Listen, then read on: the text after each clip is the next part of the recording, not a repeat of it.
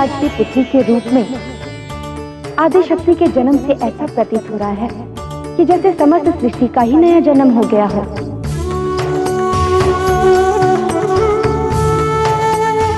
देखिए कैसे उनकी आभा से अंधकार में डूबा ये संसार पुनः प्रकाशमान हो उठा है। जब भी परब्रह्म का कोई अंश इस पृथ्वी पर अवतरित होता है तो उसका एकमात्र ध्येय होता है संसार का कल्याण। यही कारण है कि संसार सदैव विष्णु, शिव या आदि शक्ति के अवतरित होने हेतु प्रतीक्षारत रहता है। आज आदि शक्ति का हिमावन एवं मैना की पुत्री के रूप में जन्म लेना इस संसार के लिए अत्यंत ही शुभ दिन होगा।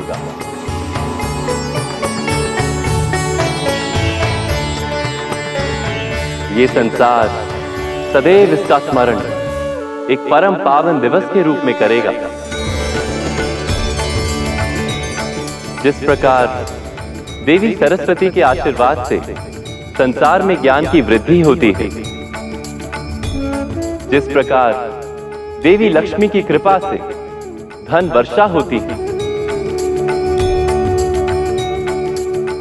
उसी प्रकार आदि शक्ति का ये रूप संसार को सुख एवं शांति प्रदान करेगा।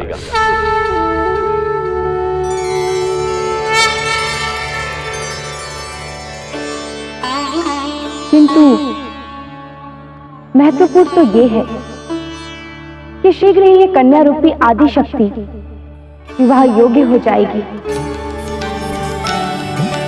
और तब होगा उनका पुनर्मिलन महादेव के साथ। हाँ देवी, आदि शक्ति के इस अवतार का सर्वोच्च उद्देश्य यही तो है, महादेव को एकांतवास से वापस बुलाना एवं त्रिमूर्ति को संपूर्ण करना।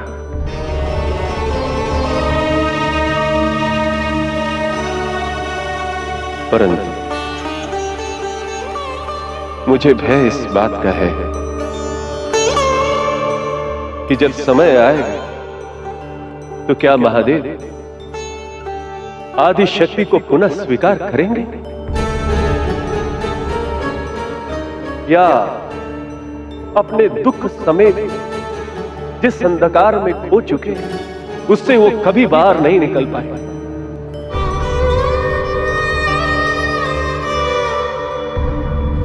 Dom da na na na na na dom da na na na na na dom da na na na na dom da na na dom dom da na na dom dom da na na dom dom da na na dom dom da na na dom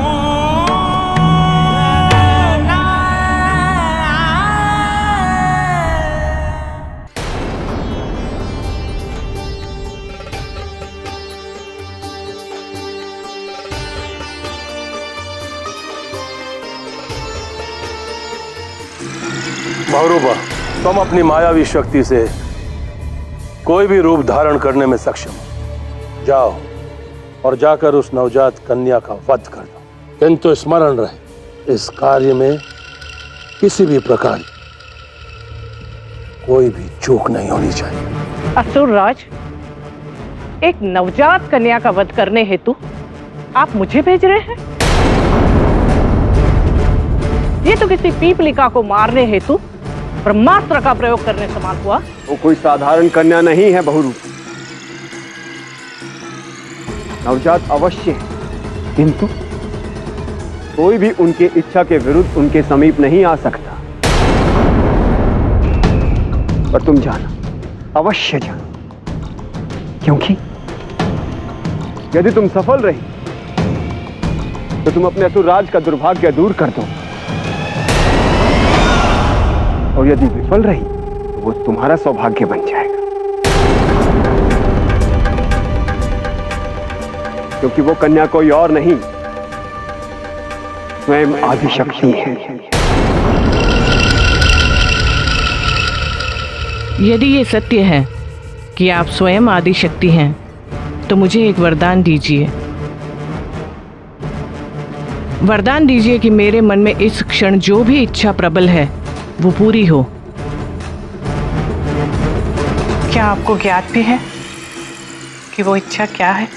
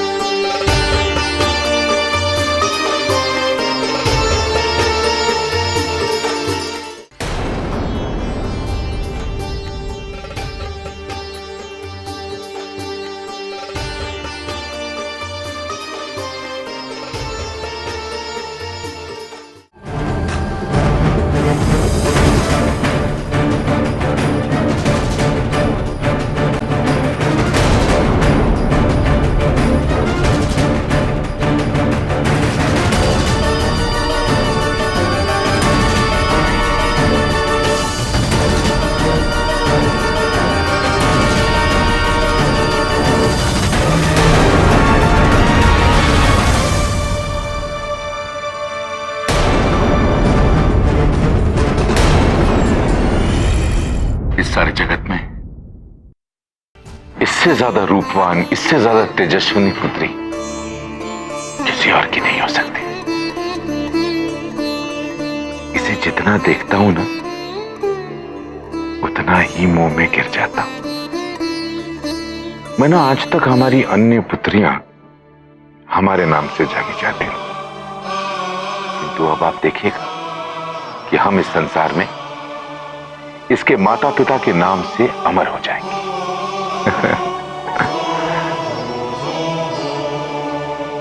हाँ स्वामी, मुझे भी ऐसा ही प्रतीत होता है, जैसे हमारे सारे कष्ट दूर हो जाएंगे। जो भी संकट के बादल हमारे राज्य पर छाए हैं, उनसे हमारी प्रजा को मुक्ति मिल जाएगी।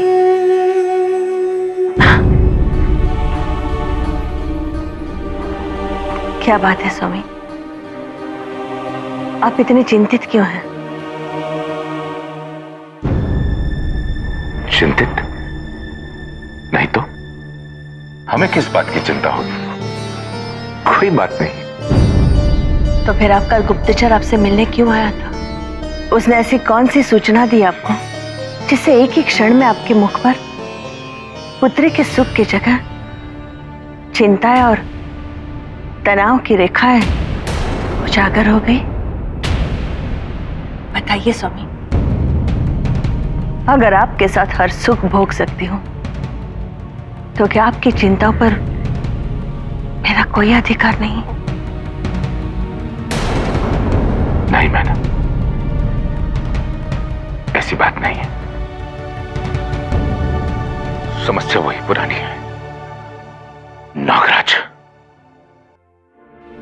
गुप्तचर से प्राप्त हुई जानकारी के अनुसार नागराज पुनः आक्रमण करना चाहता है हमारे राज्य पर। मेरी अनुपस्थिति का लाभ उठाना चाहता है। न जाने इतनी शताब्दियों से नागराज के चले आ रहे उत्पीड़न से मैं अपनी प्रजा को कब मुक्ति दिला पाऊंगा।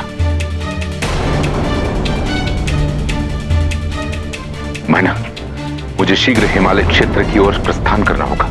कहीं आप नागराज के साथ युद्ध की योजना तो नहीं बना रहे? आपकी अनुपस्थिति में अगर आपकी पुत्री पर कोई विपत्ति आ गई तो मैं क्या करूंगी? निश्चिंत रहिए, हमारी पुत्री को कुछ नहीं होगा। आप विश्राम कीजिए।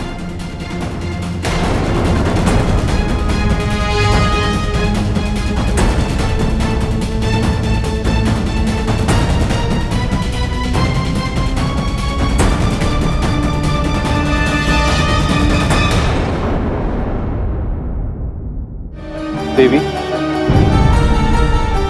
मैं समझ सकता हूं आपकी व्यथा। मेरी बहन इस संसार का कल्याण करेगी, ये तो मेरे लिए गौरव की बात है। मेरे व्यथित होने का तो केवल एक ही कारण है कि मुझ में ऐसी क्या कमी थी जो मैं महादेव का हृदय अपनी ओर आकर्षित ना कर सकी। मेरा समर्पण तो उनके प्रति परिपूर्ण था, फिर क्यों मैं उनके एकांतवास में प्रवेश न करने का कारण नहीं बन सकी? क्यों?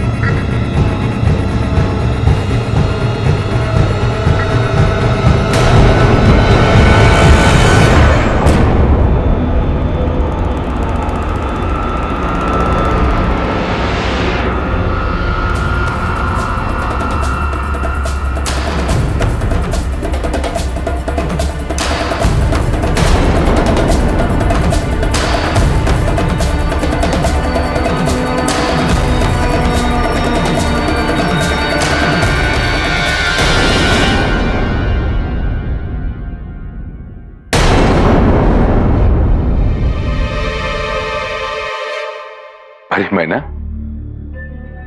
आप इसे लेकर कहां जा रही हैं? भीतर का ताप शायद इसे कष्ट दे रहा था, इसलिए मैं इसे शुद्ध हवा में भ्रमण करा लाती हूँ। चलिए हम भी आपके साथ चलते हैं। इतनी रात गए अकेले बाहर भ्रमण करना ठीक नहीं होगा। इसकी कोई आवश्यकता नहीं है स्वामी, चारों ओर हमारे सैनिक ही तो है। हाँ वो तो है।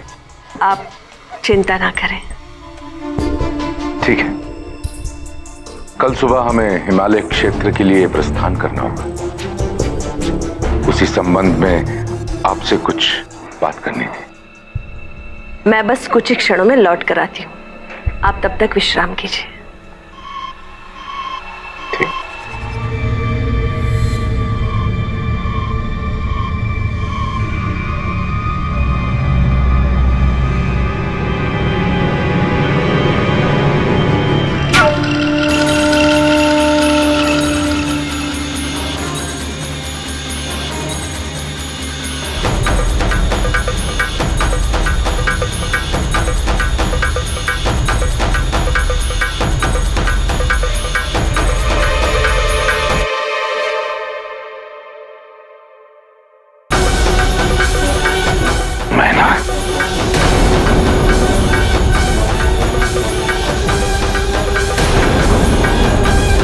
ये कैसे हो सकता है?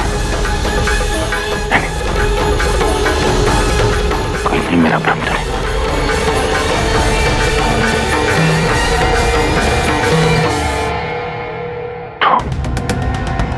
मैना, मैना, मैना हमारी पुत्री। हमारी पुत्री कहाँ है? हमारी पुत्री, हमारी पुत्री को वो ले गई। कौन? सैनिकों, पासियों,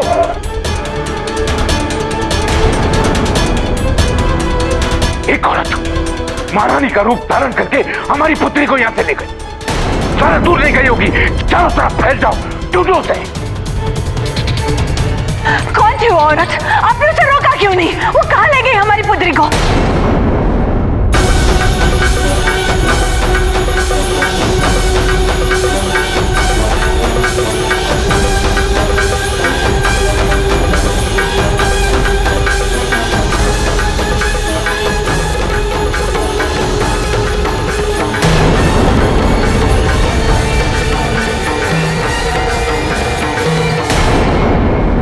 शुक्राचार्य ने कहा था कि तुम्हारे निकट जाना भी असंभव है, परंतु देखो, मैं तुम्हें यहां उठाकर ले आई। शुक्राचार्य ने यह भी कहा था कि तुम्हारा वध करना असंभव है, परंतु इस ज्वालामुखी में गिरने के बाद जीवित रहना तो दूर, तुम्हारे मृत शरीर के अवशेष भी नहीं मिलेंगे।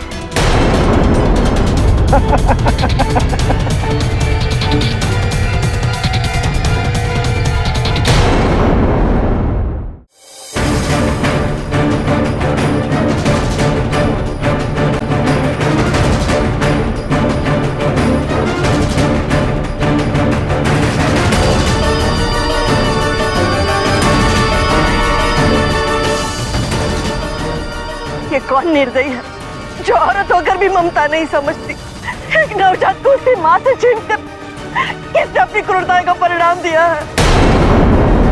मुझे मेरी पुत्री लौटा दो, मुझे मेरी पुत्री लौटा दो, लौटा दो मेरी पुत्री। मुझे चाहे जो भी मांग लो, मैं सब कुछ दे दूंगी। मेरी पुत्री लौटा दो, मेरे प्राण ले लो, पर मेरी पुत्री लौटा दो। हे नारायण, इस संकट में हमारी सहायता कीजिए, मेरी पुत्री की रक्षा कीजिए, रक्षा कीजिए मेरी पुत्री। स्वामी, क्या आप आदिशक्ति की रक्षा हेतु मीनावती का आवाहन स्वीकार नहीं करेंगे? नहीं। क्यों? क्योंकि वो आदिशक्ति हैं। उन्हें किसी की सहायता की आवश्यकता नहीं। देवी, ये तो लीला है। अप्सरा बहुरूपा को इंद्र द्वारा दिए गए श्राप से मुक्ति दिलवाने का समय आ गया है। अप्सरा बहुरूपा? हाँ, इंद्र के दरबार की अप्सरा, जिसे इंद्र ने श्राप देकर राक्षसी बना दिया। बहुरूपा को इस श्राप से मुक्ति केवल आदिशक्ति ही दिलवा सकती है।